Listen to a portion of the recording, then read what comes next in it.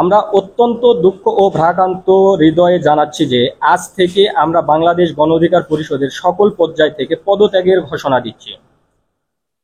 এই সিদ্ধান্ত হঠাৎ বা আবেগপ্রণয় নয়, দীর্ঘদিনের পর্যবেক্ষণ, অভিজ্ঞতা ও বিবেকের তাড়না থেকে আমরা এই সিদ্ধান্ত নিতে বাধ্য হয়েছি। আমাদের পদত্যাগের পিছনে কয়েকটি গুরুত্বপূর্ণ কারণ উল্লেখ করতে চাই। সংগঠনের 1 নম্বর, সংগঠনের তৃণমূল নেতাকর্মীদের সম্পূর্ণভাবে অবমূল্যায়ন করা হয়েছে। যারা মাঠে ময়দানে সর্বোচ্চ দিয়ে সংগঠন গড়ে তুলেছে তাদের কোনো মূল্য নেই কেন্দ্রীয় নেতৃত্বের কাছে। 2 নম্বর, দলের অভ্যন্তরে মতামতের কোনো মূল্য নেই, উপর থেকে একতরফা সিদ্ধান্ত চাপিয়ে দেওয়া হচ্ছে আমাদের উপর। 3 নম্বর, নীতি নৈতিকতা ও আদর্শের কথা বলে সংগঠন শুরু হলেও বর্তমানে তা থেকে সম্পূর্ণ বিচ্যুত হয়েছে।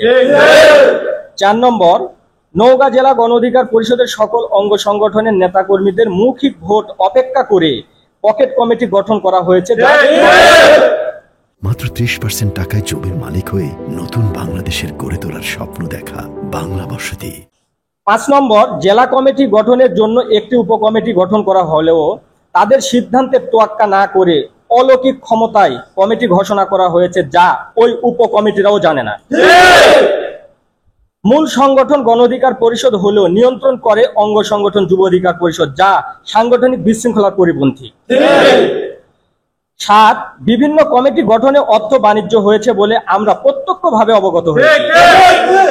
8 নম্বর, জেলায় কোনো কর্মসূচি করতে হলে কেন্দ্রীয় নেতাদের আনতে জেলা থেকে অর্থ সংগ্রহ করতে বলা হয়, যা এক প্রকার চাপ ও অবিচার। 9 নম্বর, নতুন ধারা রাজনীতির কথা বলে সংগঠন শুরু হলেও বর্তমানে পুরনো ধ্যান ধারণা ও আচরণে সবকিছু চলছে। 10 নম্বর, শুধু নওগাঁ জেলা নয়, রাজশাহী বিভাগের উচ্চ প্রয়োগ ক্ষমতা করে সংগঠনের প্রতিনিয়ত ক্ষতি করে যাচ্ছে।